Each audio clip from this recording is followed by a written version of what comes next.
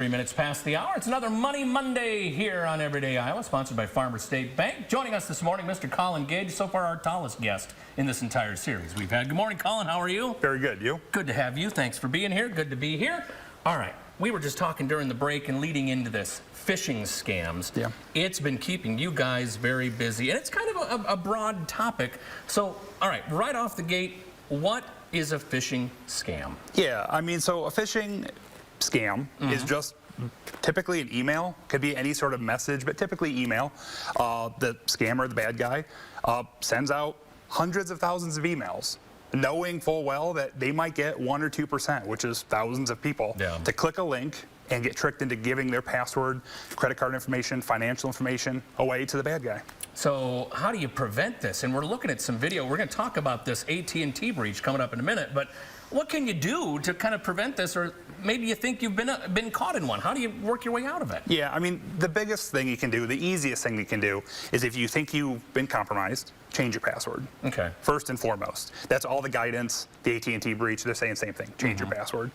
Beyond that, I mean, talk to the company, that the legitimate company that you got, that you may have been phished from.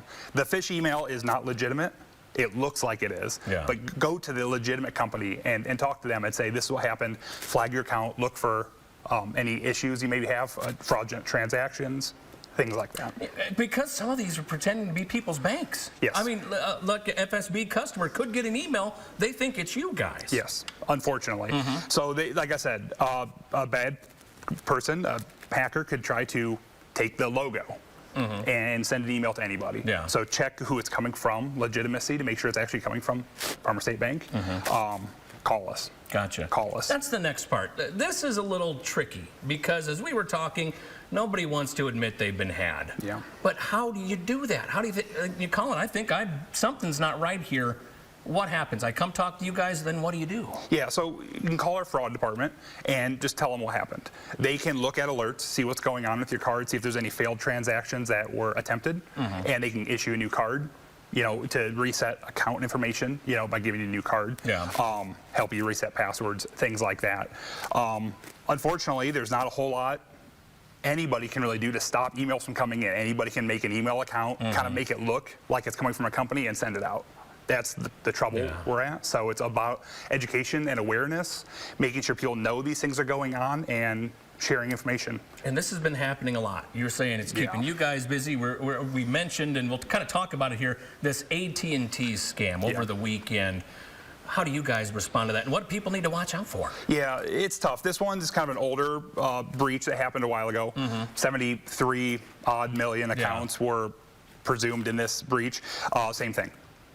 Change your password. That's the first and foremost. You can contact Verizon or AT&T, sorry. But they've also been part of one too, though. That's where it gets confusing. Yeah, they have. Unfortunately, these things, these things happen. You have to be vigilant.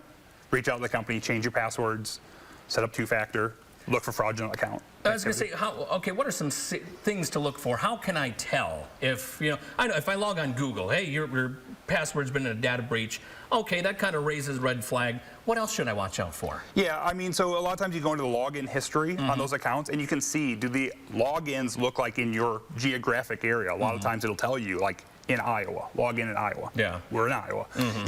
If it's a state you haven't been to, that may be a red flag. Look for those sorts of things. And then the old, all right, if there's a weird charge on my cell phone bill or on my credit card, that should raise a flag too. Contact your bank right away. All right. I mean, you guys got a whole department that kind of watches out for this stuff. Tell us just a little bit about that. Yeah, our fraud department, they're fantastic people. They reach out to people, automated alerts. You can also call and talk to them. We have people that come into the bank a lot of times who have been very recently, subject to the AI fraud with the phone calls, impersonating loved ones.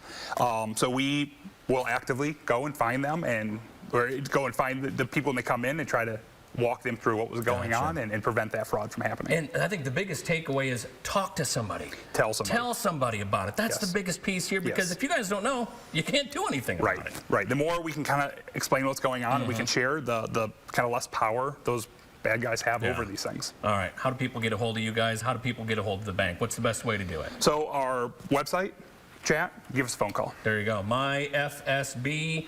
online.com, multiple locations, or we'll give you, we've fished Colin's information. We have, no, I'm kidding. We wouldn't do that. Thank you for coming in this morning. Our best to everybody back there, and hopefully you guys don't have to stay too busy. Yeah. Because this is kind of scary stuff. It is scary. So, thank you much. We'll put all the details on our website, kcrg.com.